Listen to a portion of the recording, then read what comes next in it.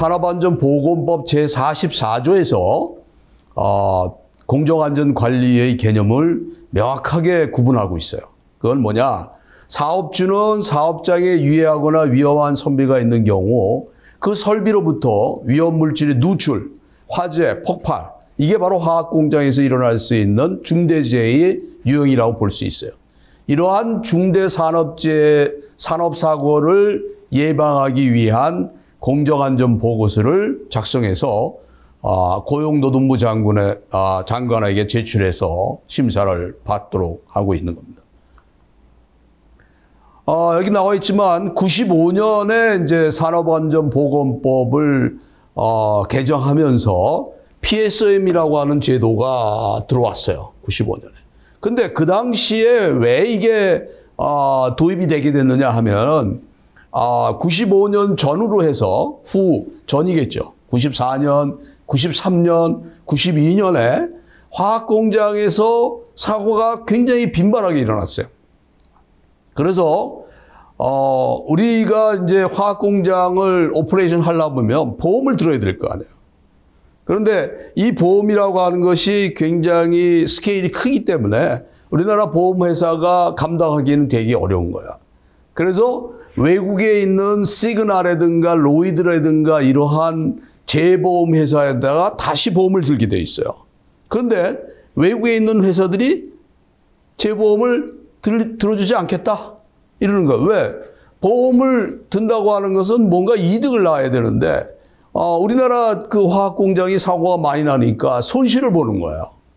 그래서 그러면서 우리가 재보험을 들어주는 그 조건을 쓴 사람들이 뭐를 제시했냐면 바로 PSM이라고 하는 Process Safety Management라고 하는 제도를 법적으로 도입을 해라 이렇게 얘기한 거야. 그래서 우리나라는 PSM이라고 하는 제도를 받아들일 수밖에 없는 상황이었어요.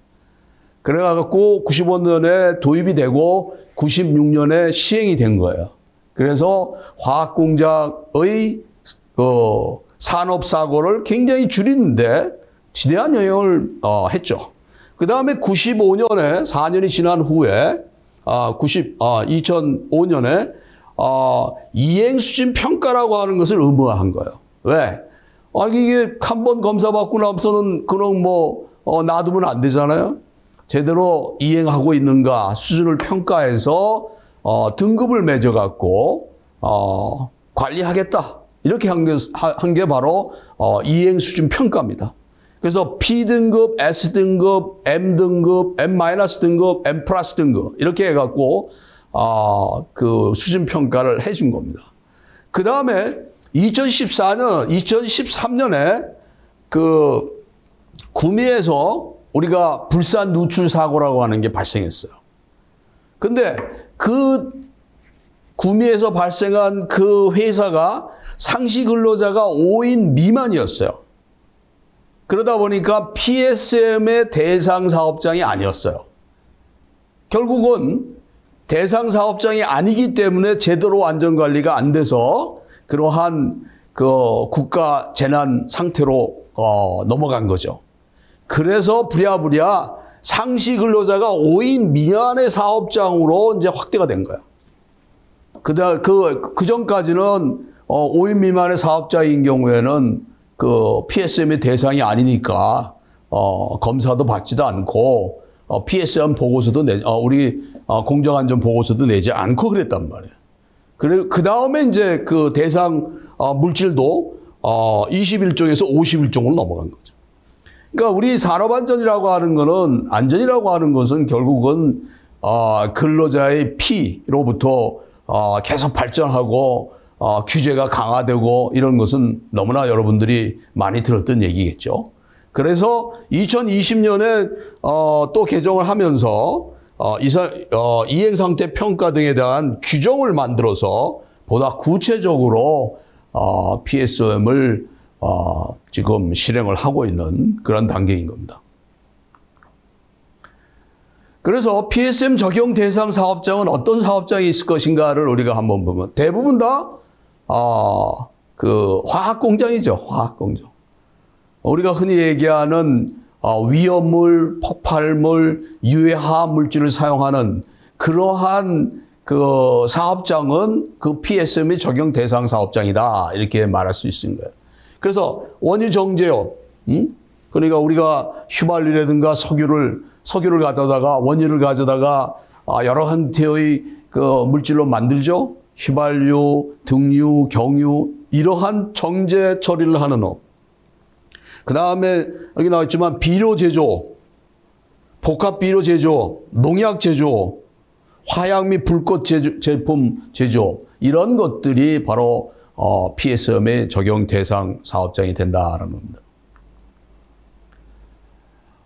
그리고 기준물질이라고 하는 것은 이 규정량이라고 하는 것을 이상이라고 하는 걸 얘기하는데 규정량이라고 하는 것은 결국은 어느 정도 이상이 있을 경우에 위험하다고 생각하는 거죠. 이건 어떻게 보면은 술을 먹었을 때 사람에 따라서 술의 이 민감도 자기가 취하는 정도는 달라지죠. 그와 마찬가지로 물질에 따라서도 이렇게 규정량을 적용해서 이 물질 이상인 경우에는 위험하다. 제조, 취급, 사용에 절대적인 주의가 필요하다. 이럴 경우를 우리가 규정량이라고 얘기를 할 수 있는 겁니다. 근데 PSM의 적용 제해 설비는 어떤 거냐? 각각의 법령에 의해서 이미 규제를 받고 있고 안전성 평가라고 하는 그런 형태의 보고서를 제출하는 그러한 것들은 제외를 하고 있어요. 원자력 설비인 경우에는 원자력 안전 관리법에 의해서 규제를 받고 군사시설은 좀 특수하죠. 그다음에 난방용 연료의 저장 설비 및 사용 설비, 도소매 시설의 운송 설비, 그다음에 가스 관련법에 의한 규제를 받고 있는 그러한 사업장인 경우, 그런 경우에도 역시 제의 대상이 되는 겁니다. 여기 액법이라는 것은 뭐냐 하면은 액화석유 가스 안전관리 및 사업법을 얘기하는 거고 도법이라고 하는 거는 도시가스 사업법을 얘기하는 겁니다. 그거는 우리가 가스안전공사에서 사용하고 있는 규제하고 있는 그러한 법령을 우리가 얘기를 합니다. 가스 관련법이라고 우리가 보통 얘기하죠.